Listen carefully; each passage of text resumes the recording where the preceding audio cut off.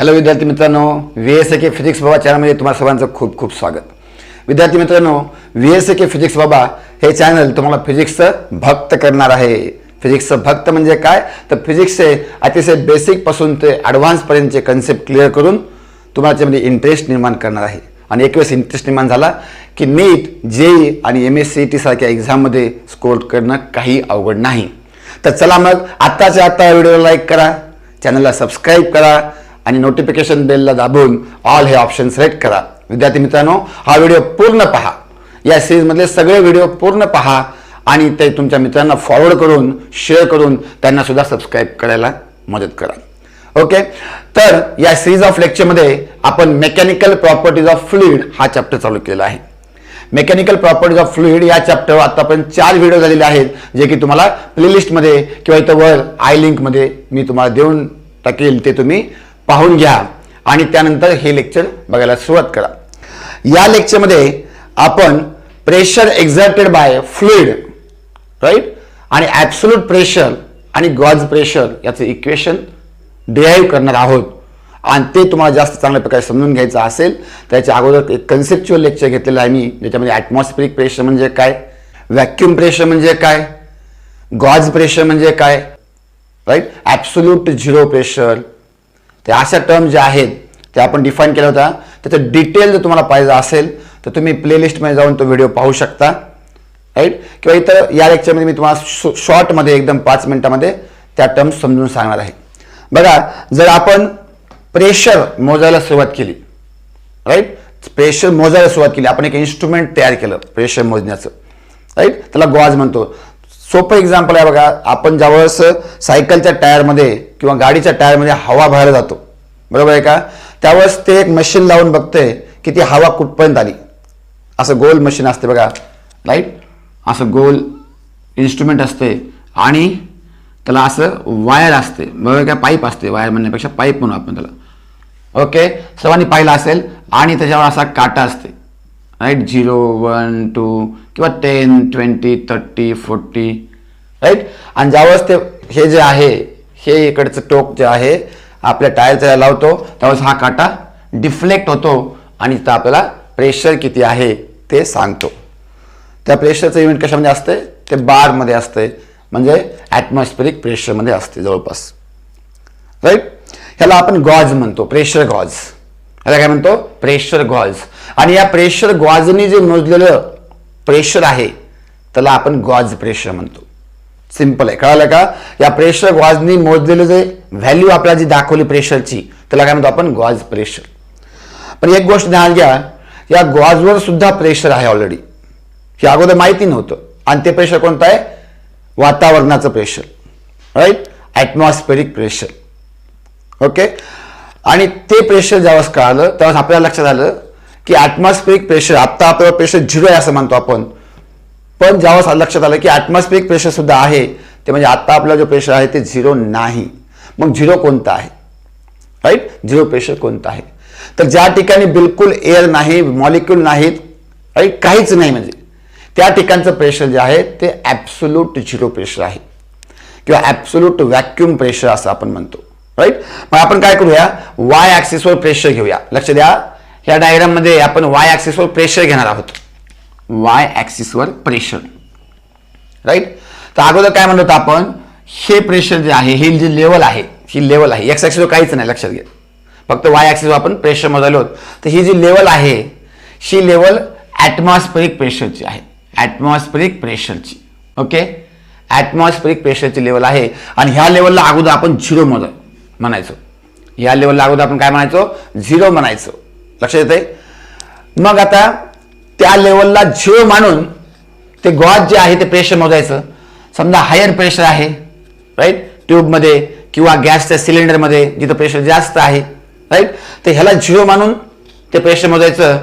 Okay, तर त्याचं pressure समजा या लेवलचं यायचं.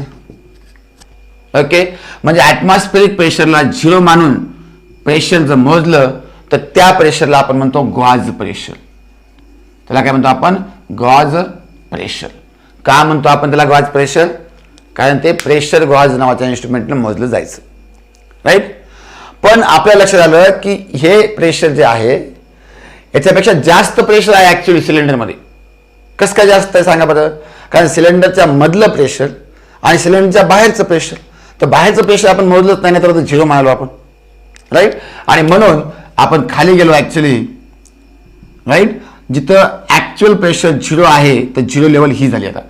आणि या प्रेशरला आपण म्हणतो ॲब्सोल्यूट व्हॅक्यूम प्रेशर किंवा zero pressure. Okay, absolute vacuum pressure किंवा झिरो प्रेशर, राईट. तर म्हणजे इथं जे टोटल प्रेशर आलं, हे जे टोटल प्रेशर आलं, टोटल प्रेशर, राईट, याला टोटल प्रेशर म्हणा किंवा ॲब्सोल्यूट प्रेशर म्हणा. बघा फरक आहे, ॲब्सोल्यूट व्हॅक्यूम प्रेशर वेगळं आणि ॲब्सोल्यूट प्रेशर वेगळं. ॲब्सोल्यूट प्रेशर म्हणजे टोटल प्रेशर, ते ॲब्सोल्यूट प्रेशर आहे. एवढं जे आहे हे काय आहे? Absolute pressure. आणि मग आपल्याकडे फॉर्म्युला तयार झाला होता बघा, this much equal to this much plus this much, right. एवढं इज इक्वल टू एवढं प्लस एवढं, म्हणजे आपण म्हणत होतं absolute pressure equal to atmospheric pressure plus gauge pressure, right. हा फॉर्म्युला आपण लास्ट लेक्चरमध्ये सुद्धा खूप चांगल्या प्रकारे डिराईव्ह केलेला आहे, राईट. त्यामुळे ते व्हिडिओ चांगल्या प्रकारे बघा. ओके, पण ह्या फॉर्म्युला कुठे लागू होईल?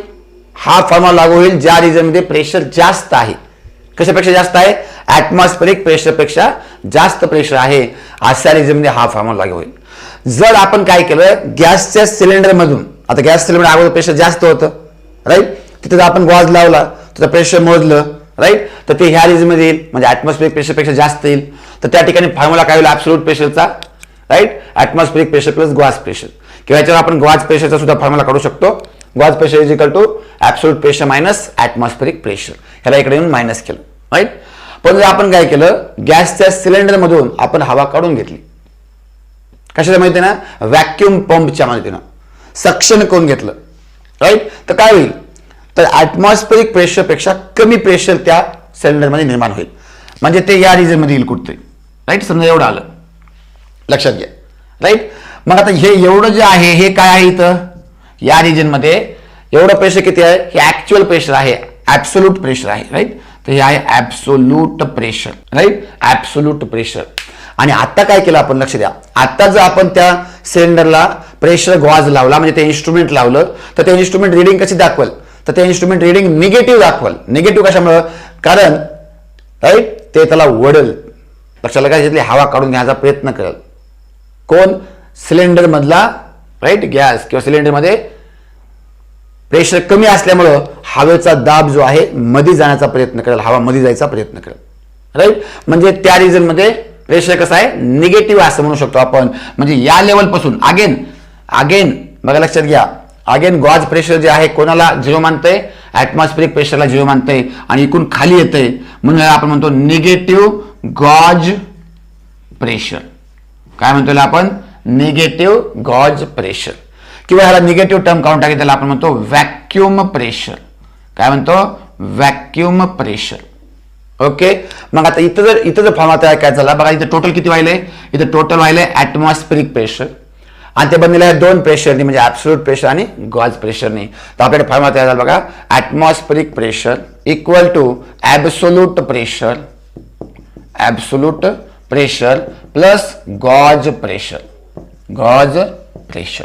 ओके, लक्षात येते. तर हा फॉर्म्युला राईट व्हॅक्यूम म्हणजे काय? अशा रिजन मध्ये जिथं ॲटमॉस्फेरिक प्रेशरपेक्षा कमी प्रेशर आहे. लक्षात येते, या रिजन मध्ये हा फॉर्म्युला येईल. इथं गॉज प्रेशरचा फॉर्म्युला मध्ये काय होईल? इकडे जाऊन हे काय होईल? राईट, हे निगेटिव्ह होईल. तर atmospheric pressure minus absolute pressure is equal to gauge pressure. Right. तर हे कन्सेप्ट तुमचे क्लिअर झाले असेल. तर आता आपण इक्वेशन डिराईव्ह करणार आहोत. तर आपण पाहणार आहोत इक्वेशन फॉर ॲब्सोल्यूट प्रेशर और total pressure and gauge pressure. Right. तर बघा, कन्सिडर करायचं आपल्याला. काय कन्सिडर करायचं? A container. अगेन राईट, एक कंटेनर कन्सिडर करायचं आहे. असं कंटेनर घेतलं समजा आपण. ओके. आणि या कंटेनरमध्ये समजा आपण एक लिक्विड फिल केलं, राईट, वॉटर वगैरे कोणत्याही प्रकारचं लिक्विड फिल केलं. ओके. आणि या कंटेनरमध्ये आपण एक इमॅजिनरी सिलेंडर कन्सिडर केलं. ओके. तर बेस एरिया समजा ए आहे. या इमॅजिनरी सिलेंडरचा बेस एरिया ए आहे, राईट. समजा एक रेफरन्स पॉईंट घेऊ आपण, कोणता पण बॉटम ऑफ द सिलेंडरला आपण रेफरन्स पॉईंट म्हणू. या रेफरन्स पॉईंट पासून रेफरन्स पॉईंट पासून याच्या लोअर आणि अप्पर एंडची आपण हाईट घेणार आहोत. तर लोअर एंडचं डिस्टन्स जे आहे हे x2 आहे आणि अप्पर एंडचं डिस्टन्स आहे x1 आहे. लक्ष द्या, अप्पर एंडचं डिस्टन्स x1 आणि लोअर एंडचं डिस्टन्स x2. लक्षात येते. मग मला सांगा या सिलेंडरची हाईट किती होईल बरं? या सिलेंडरची हाईट किती होईल? अप्पर जर x1 असेल आणि लोअर x2 असेल तर हाईट होईल बघा, याचा फॉर्म्युला होईल x1 - x2. सगळ्यांना कळालं असेल, राईट. तर आपण रेफरन्स कुठून घेतो त्याच्यावर डिपेंड आहे. रेफरन्स इथून घेतलं तर वेगळं येईल बघा, राईट. तर आपण काय करतो, अपवर्ड डायरेक्शन मध्ये हाईट वाढत आहे किंवा डिस्टन्स वाढत आहे असं आपण कन्सिडर करत आहोत. So x1 is greater than x2, x1 is greater than x2, right. आणि त्यामुळे h होईल x1 - x2. ओके. आता या सिलेंडरवर बघूया आपण. हे सिलेंडर ज्यावेळेस आपण पाण्यामध्ये ठेवलं किंवा लिक्विडमध्ये ठेवलं ह्याच्यावर कोणकोणते फोर्सेस लागायले, कोणकोणते फोर्सेस कुठं लागायलेत. आणि विशेषतः फोर्सेस आपल्याला फक्त व्हर्टिकल डायरेक्शन बघायचे आहेत. Forces only in the vertical direction, म्हणजे अपवर्ड किंवा downward, right. Not in the horizontal direction. तर व्हर्टिकल डायरेक्शनने फोर्सेस कुठला आहे बघूया आपण.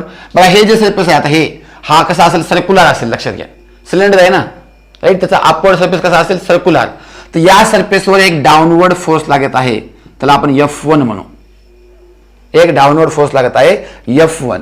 So F1 on top surface आहे का नाही, आणि डायरेक्शन आहे डाऊनवर्ड. लक्षात आहे सगळ्यांना. ओके. आता हे सरफेस जे आहे बघा, हे सरफेस खालचा सरफेस, बॉटम सरफेस, याच्यावर या लिक्विडच्या प्रेशरमुळे अपवर्ड फोर्स लागत आहे. बाळाच्या इथं विद्यार्थ्याला लक्षात येत नाही की प्रेशर अपवर्ड, फोर्स अपवर्ड का लागत आहे.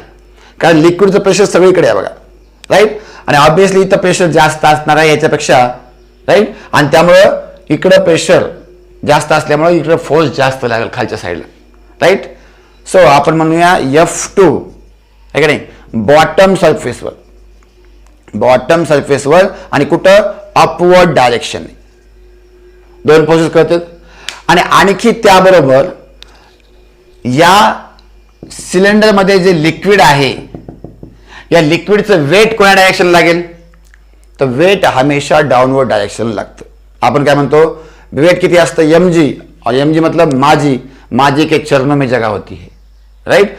तर वेट हमेशा डाउनवर्ड डायरेक्शन में mg.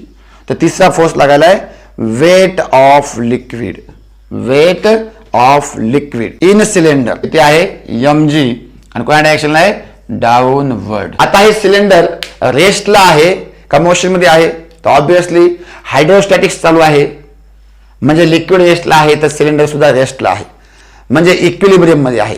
आणि इक्विलिब्रियमची काय कंडिशन आहे, all forces are constant, right. किंवा ऑल फोर्सेस सम 0 म्हणू शकतो आपण, कॉन्स्टंट म्हणण्यापेक्षा ऑल फोर्सेस सम 0. म्हणजेच काय, म्हणजे downward force equal to upward force, downward force equal to upward force.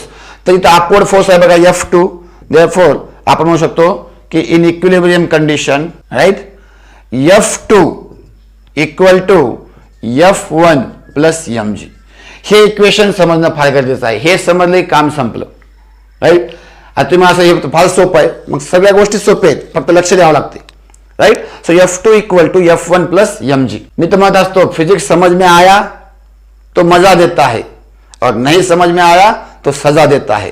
तो थोड़ा सा इन्वॉल्व होना है, इन्वॉल्व हो गए तो आपको मजा आएगा, फिजिक्स का मजा लेना है भैया. F2 equal to F1 plus mg. या इक्वेशनला आपण इक्वेशन 1 म्हणूया. बर, आता मला सांगा प्रेशर, फोर्स आणि एरिया मध्ये काय रिलेशन आहे. तर आपल्याला इक्वेशन आहे बघा, pressure equal to force upon area. फार सोपं आहे, राईट. म्हणजे फोर्स काय होईल मग, so force equal to pressure into area, right. आता या दोन सरफेसेसचा, ह्या वरचे सरफेस आणि हा खालचा सरफेस, याचा एरिया सारखा आहे, किती आहे, ए आहे, राईट. पण इथं प्रेशर F1 आहे, फोर्स F1 आहे आणि इथं F2 आहे. मग F1 चा फॉर्म्युला होईल तुमचा P1A, ऑब्विसली प्रेशर वेगळा असेल म्हणून, राईट. आणि F2 चा फॉर्म्युला होईल P2A. समजते सगळ्यांना. आता हे दोन भेटले आणि ह्याचा फॉर्म्युला काय mg. तर इक्वेशन 1 मध्ये ठेवूया आपण. पुट इन इक्वेशन 1 आपल्याला काय भेटलं बघूया.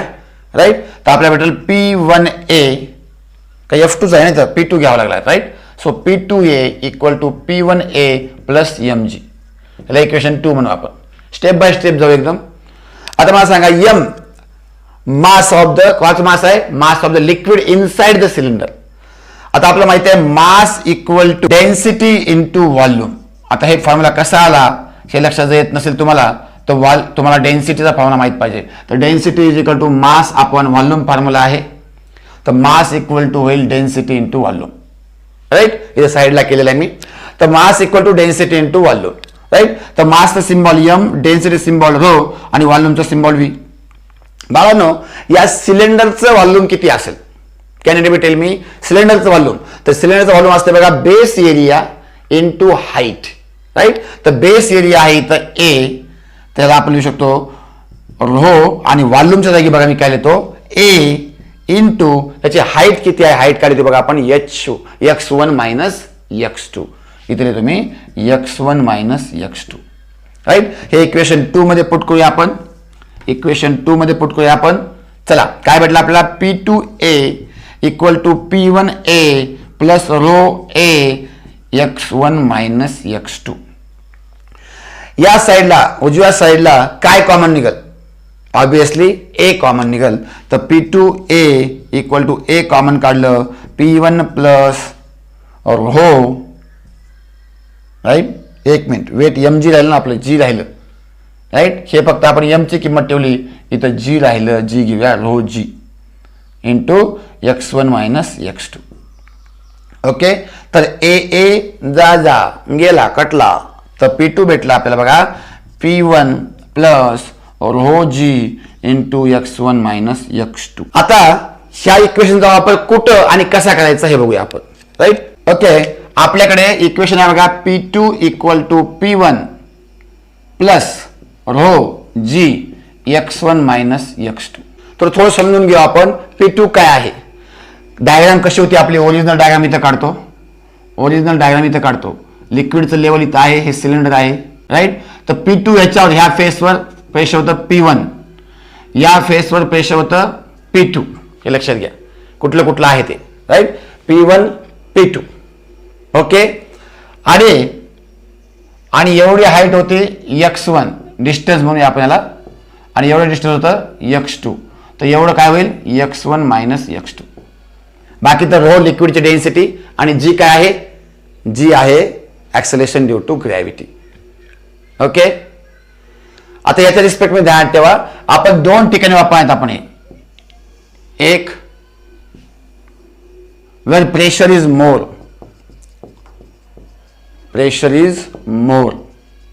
एक्झाम्पल आहे,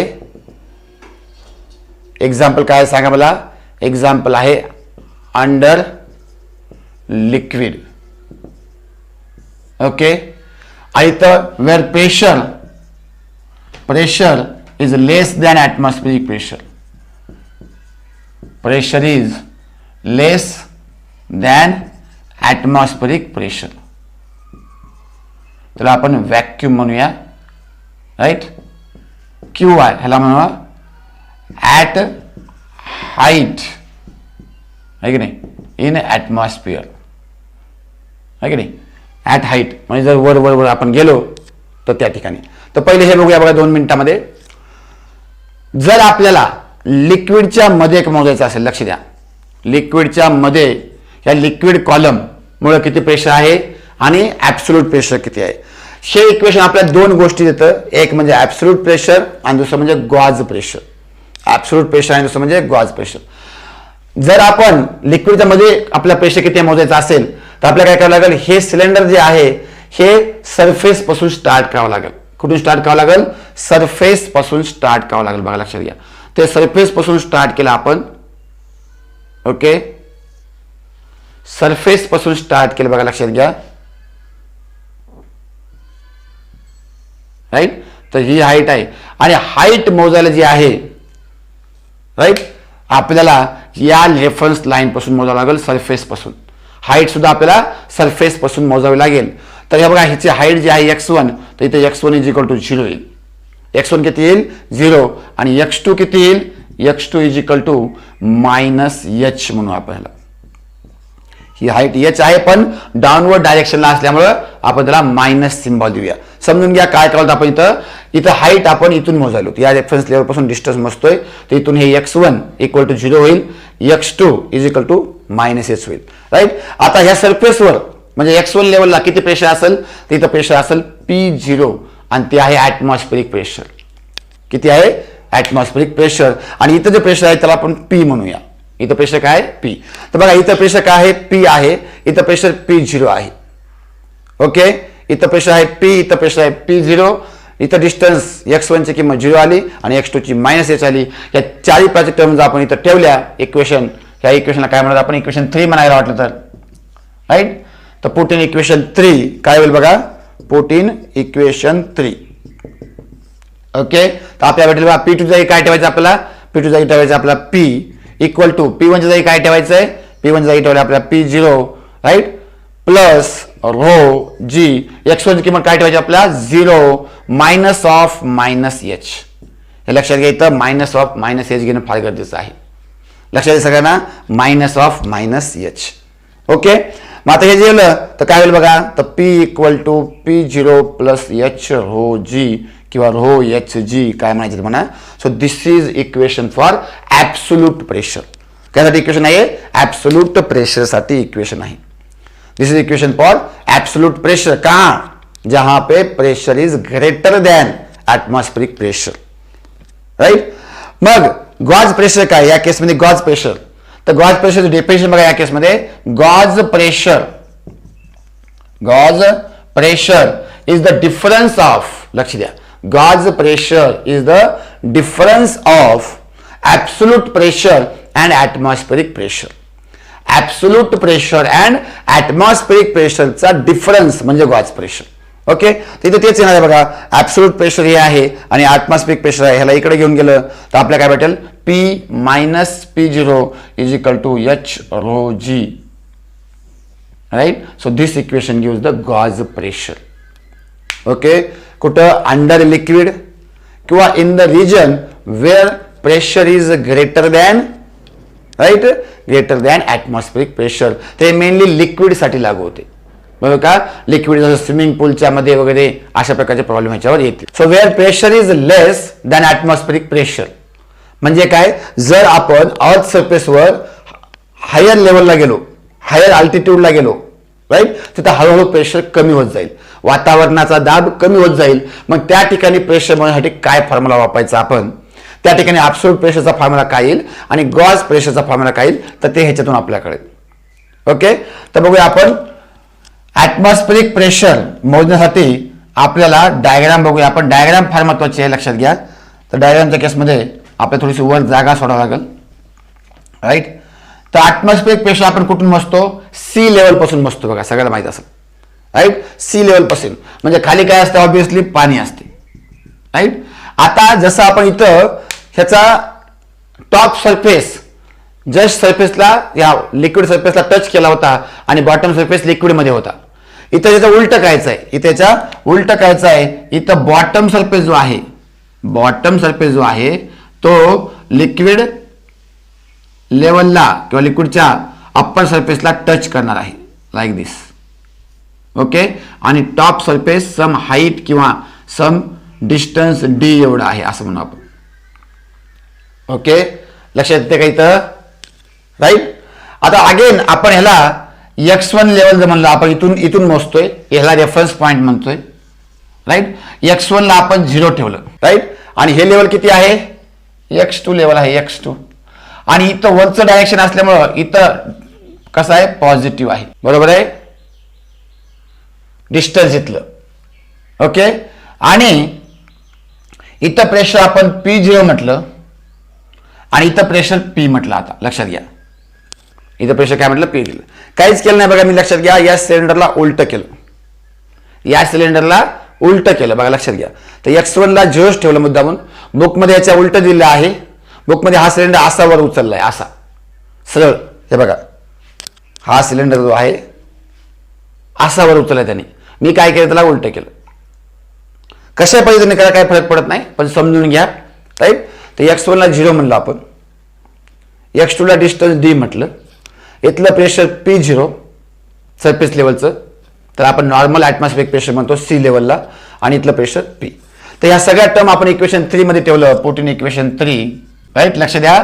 तर काय होईल बघा, P2 जागी काय येईल, P2 जे की x2 लेवलला होतं त्याच्या जागी येईल P इक्वल टू P1 जागी काय येईल, P1 जागी येईल P0 प्लस रो जी, रो जीला रो जी.